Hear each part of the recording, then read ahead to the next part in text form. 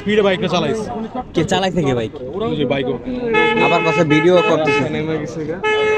এবার রাস্তা পার হচ্ছিল না?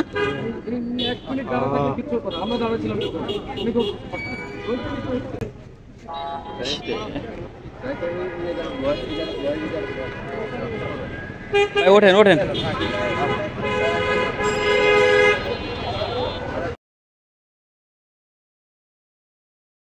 আসসালামু আলাইকুম। দেশ ও দেশের বাইরে থেকে আমার আজকের এই ভিডিওটি যারা দেখছেন সবাইকে অসংখ্য ধন্যবাদ। বন্ধুরা, নতুন একটি ভিডিও নিয়ে আপনাদের মাঝে হাজির হলাম। আমি শফিক। এখন আজকে যে ঘটনাটা ঘটেছে এটা ধানমন্ডি ২৭-এ। তো কিছু ছাপরি বাইকার, তো একটি লোক যখন রাস্তা পার হচ্ছিল তাকে মানে এসে লাগিয়ে দিছে। তো তার গাড়ির স্পিডটা অনেক বেশি ছিল, আর যে লোকটি পার হচ্ছিল তিনিও অন্যমনস্ক অবস্থায় ছিল। তো এখানে দোষ দুজনেরই আছে। তো যে বাইকার আছে তিনি আসলে হলো তাকে লাগিয়ে অলরেডি, তারা ৩ জন ছিল, ৩ জনের মাথায় একজনেরও হেলমেট ছিল না।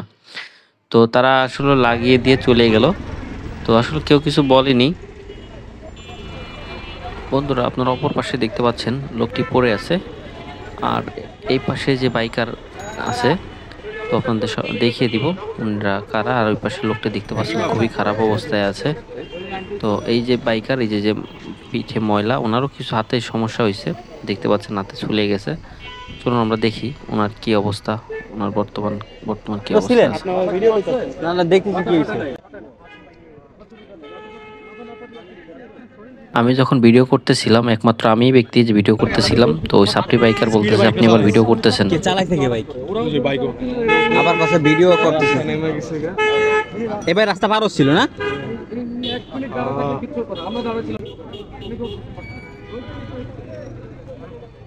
লোকটি প্রচুর আঘাত পেয়েছে, দেখেন তার আসলে সেন্সলেস হয়ে যাওয়ার মতন অবস্থা। তাকে সবাই পানি দিয়ে তারা সুস্থ করার চেষ্টা করতেছে। তো খুবই খারাপ অবস্থা, দেখতে থাকুন।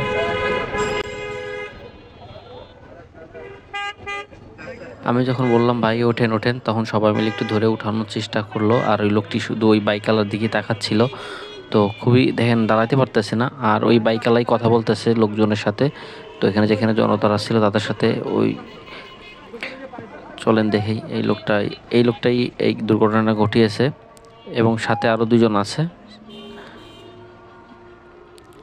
তো তারও খুব ক্ষতি হয়েছে, দেখেন হাতে ছুলে গেছে। তো আরো বাইকার আছে 2 জন, মানে পিছনে পিলিয়ন ছিল আরো 2 জন। তো মোটরে 3 জন খুব রাফ বাইক চালাচ্ছিল। এটা ধানমন্ডি ২৭-এ যাওয়ার একটু আগে, মিনাবাজারের পরে।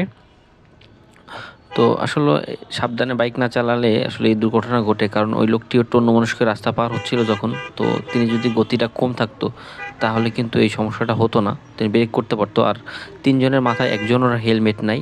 ওরা এরম প্রথম বাইক স্টার্ট দিল, তারপরে এরম স্টার্ট দিয়ে টান দিয়ে চলে গেল। বুঝতে পারছি, কেউ আটকালো না তো, এর অবস্থা তো খারাপ। 3 জনই চলে গেল। বসছিল কারণ